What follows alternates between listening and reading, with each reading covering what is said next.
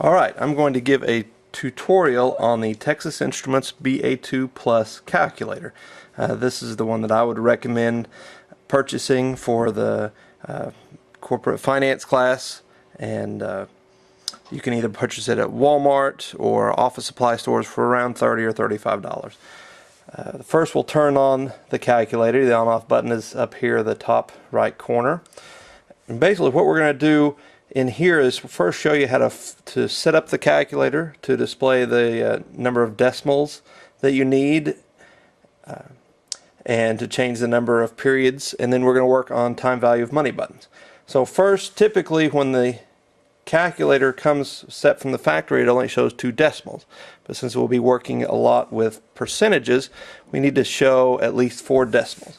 So to change the number of decimals that are displayed, we hit second and then the format button, which is the decimal point at the bottom, and you see it'll say DEC equals. Enter 4 and then hit the enter button on the very top row, and then you will have 4 decimals displayed.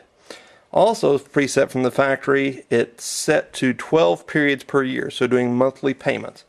But let's change that to 1 period per year, and we'll just adjust the number of periods and the interest rate instead.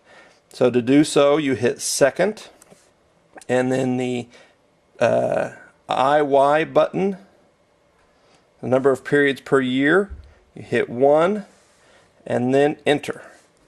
And then that will set your periods per year to 1. Now, the 5 main time value of money buttons that we're going to be using are here in gray. N is number of periods, IY is interest rate per year, PV is present value, PMT is payment, and FV is future value. So say for example we wanted to see how much a $100 deposit would grow in 2 years at 5% interest. Okay. One thing to note on your calculator, whenever you enter something in these 5 buttons, it will stay there until you clear it out or overwrite it. So let's just begin with, and it doesn't matter which buttons you put in first, but we'll go from left to right. We'll say it's 2 years, so you hit 2 in, and it'll display n equals 2.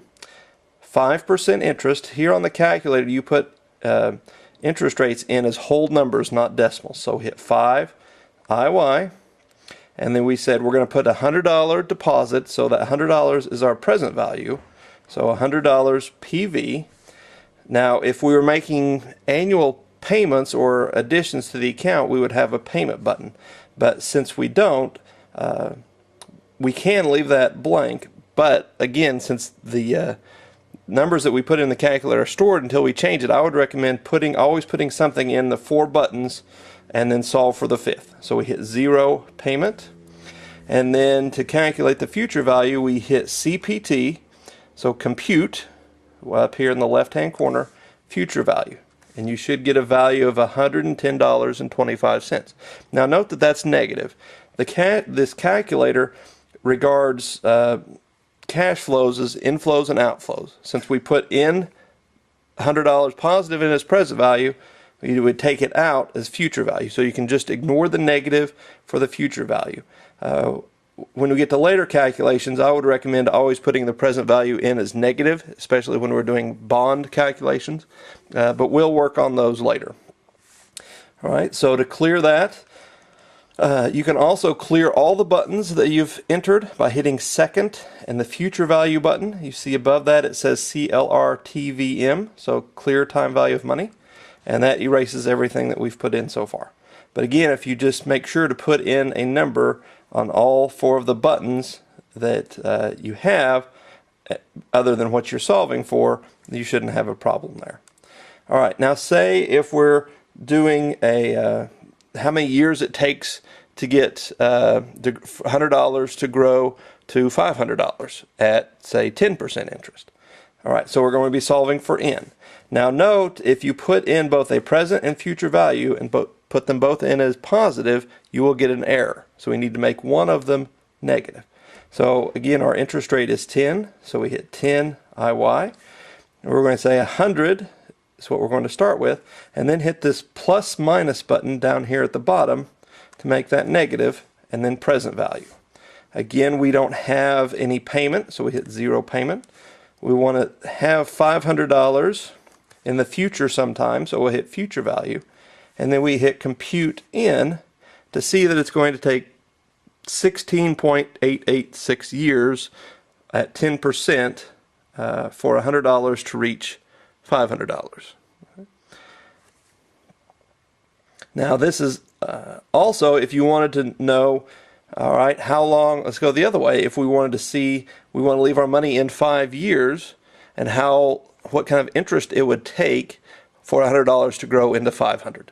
Now again, our $100 we've already entered in the present value, 500 in the future value, so we can just leave those. We don't have to enter them again. But let's say, all right, we've got, I'll change that to 10 years to be a little more realistic. So you hit 10 in the number of periods, and then compute the interest rate to see that account would have to earn 17.46% annual interest for $100 to grow to $500 in 10 years. Okay, but again, whenever you're putting in two of these three buttons, present value, payment, or future value, you have to make one of them negative, and I would recommend always making present value negative. Now your textbook also talks about ordinary annuities versus annuities due. Ordinary annuities is where the cash flow occurs at the end of the period. Annuity due is where the cash flow occurs at the beginning of the period. So we need to adjust the calculator to take to recognize that. So say if we're going to put $100 in a year for 5 years in an account that earns 8% interest, and we'll calculate the future value of that. All right, so we'll hit 5 in, and then 8 was our interest rate, so 8 IY. Now we don't have a present value, so we're going to hit 0 present value. Okay, and we're going to put $100 in a year, so 100 is our payment. And then we want to know how much that will be at the end of the periods. So we hit compute future value, and you can see it'll grow to $586.66. All right. Now that was an ordinary annuity because we didn't change anything in our calculator. Our calculator is set to where the payments occur at the end of the periods. Okay, that's our default. If we want to change that to make that annuity due, we hit second payment, so second in the payment button, all right, and you see it displays end. Then we hit second enter or set, and you'll see the calculator change to BGN or begin. And also at the very top it will display BGN. So you need the calculator set to BGN to calculate annuities due, where cash flows occur at the beginning of the period. Now all our numbers are still in there, so we can hit compute future value, and you see with an annuity due it grows to 633. So annuities due, future value of annuities due are always going to be higher than the future value of an ordinary annuity, as we can see in this example. Now, normally most calculations we'll do will have end of the year cash flows. So we need to change that back. To change it back, again we hit second payment, second enter, and it changes it back to end.